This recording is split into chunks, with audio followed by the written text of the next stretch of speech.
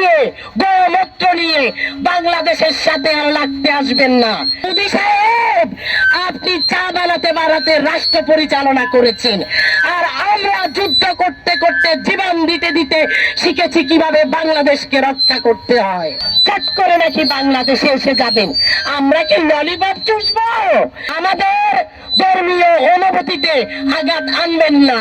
আমাদের ইসলাম রাষ্ট্রকে কিভাবে ভালোবাসে, রাষ্ট্র কিভাবে রক্ষা করতে হয় আমরা সেটা জানি। প্রয়োজনে হত্যার বিনিময়ে হত্যা হবে। ফেলানি হত্যাকে ভুলি নাই। আমার বোন ফেলানি যে কাঁটার তারে জর্জরিত হয়েছিল, সেই আবেগ অনুভূতিকে হৃদয়ে ধারণ করে আপনাদেরকে আমি হুঁশিয়ারি দিলাম, সাবধান হয়ে যান। নারী নেতৃত্ব শক্তিশালী হলে আপনারা মাথা গুজানোর ঠাঁই পাবেন না। আপনি বাংলাদেশকে হেনস্থ করবেন, এই সুযোগ আর পাবেন না। আমি নারী নেতৃত্বের মধ্য দিয়ে আপনি যে নারীকে ওখানে আশ্রয় দিয়েছেন, সেই লেডি কিলার কুশরকে দমন করে বাংলাদেশকে ভারত থেকে কিভাবে আমরা সেভ করব সেই পদ্ধতি গ্রহণ করেই এসেছি। আমি আমার প্রিয় মা ও বোনদেরকে উদাত্ত আহ্বান করতে চাই, ভারতের যত প্রসাধনী আছে, পোশাক আশাক আছে, সব কিছুকে আমরা অবাঞ্ছিত ঘোষণা করেছি। ঠিক।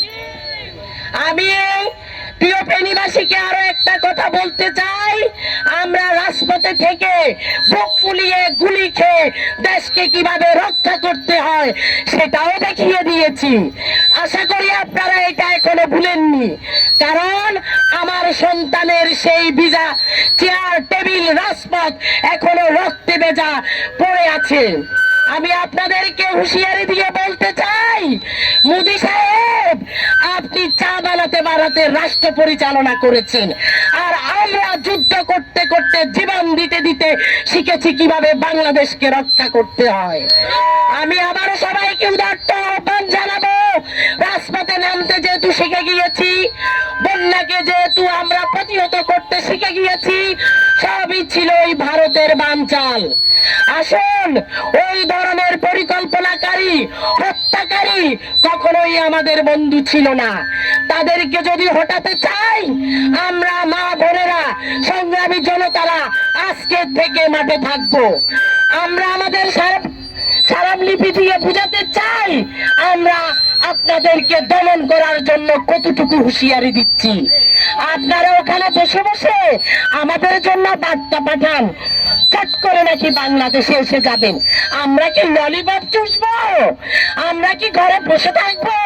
কি মনে করেছেন বাংলাদেশের 1 ইঞ্চি মাটিতে যদি বর্দাবন করেন, আমার মা বোনেরা আপনাদের পিঠের চামড়া রাখবে না?